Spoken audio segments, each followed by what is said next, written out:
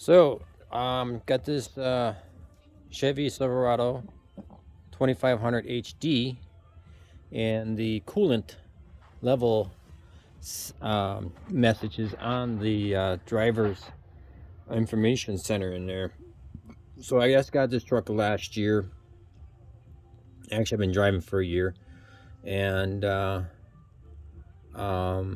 don't know too much about it other than the truck was in a fire for the heated windshield washer. So I guess it's a problem on the trucks that in that era was 2007, 2008, 2009s. They had a heated windshield washer fluid, which I don't understand because they make that fluid for good for like 40 below. I don't know why you need to heat it. So basically what happened is it caught on fire, and you can kind of see it melted.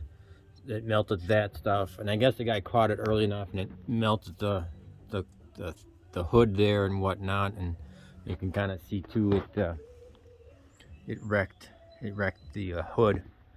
Um, been like that since I've owned it. I probably should get the hood painted in an off seasons when it's not a busy season for painting. But anyway, I just wanted to go over the coolant level. Is coming up on my information center, and this is what happens when you buy a used truck. You just never know what you're gonna run into. This is a Duramax. This is a 6.6 Duramax. Love this truck. Love the power. Love everything about it. The only thing I tell you what the only thing I don't like about it is the brakes rattle. And if you have a comment on how to fix those, please leave a comment. But I heard you can just go in there and put some glue on the calipers and you're good to go. But it seems kind of odd that you can buy they say that it's like that when it's new. And it's like you're gonna spend $64,000 on a truck that rattles down the road. I don't think so. So anyway, getting back to the coolant level sensor, blah blah blah. So I got the air cleaner off and the thing there and stuff, and I'm afraid to touch all these stuff because they're so tender from the fire. But anyway, I guess they replaced the harness or something like that, even though the harness looks pretty beat up. But anyway, so this is what I found.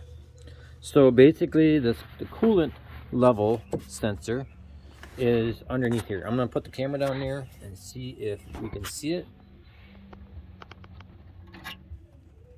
And we can't see it, but it's if you feel right under here, so this thing right here, it's right here.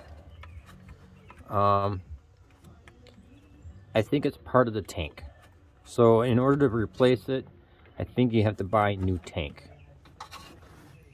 So I'm thinking this is what happened. Somebody said, well, I'm gonna just take the cord that goes to it and put a wire in between and just bypass it for now, which is okay until you're driving around for a few years in the salt and it basically rusted off, and at the same time it rusted the connections in there.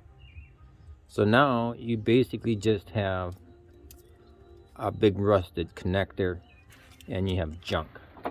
So I priced one of these tanks out, 46 bucks aftermarket, and maybe it wasn't available when they had that problem, but I tell you guys, just go out and spend the $86 or whatever it is on whatever it costs to fix this stuff. Just go out and fix it. Don't mess around with jumping wires and tricking the computer and saying, yeah, it's fine. But I mean, if you want to get down the road and you don't want to see that light, yeah, go ahead and do that. But don't keep it like that for years and years and years.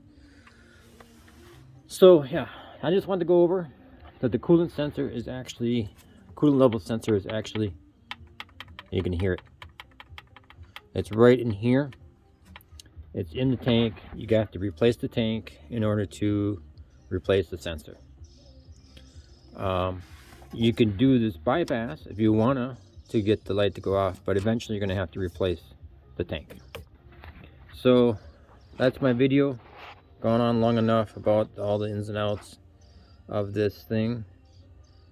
Check out my other videos on how to replace the alternator on this truck. Made it pretty simple for me. Thanks for watching.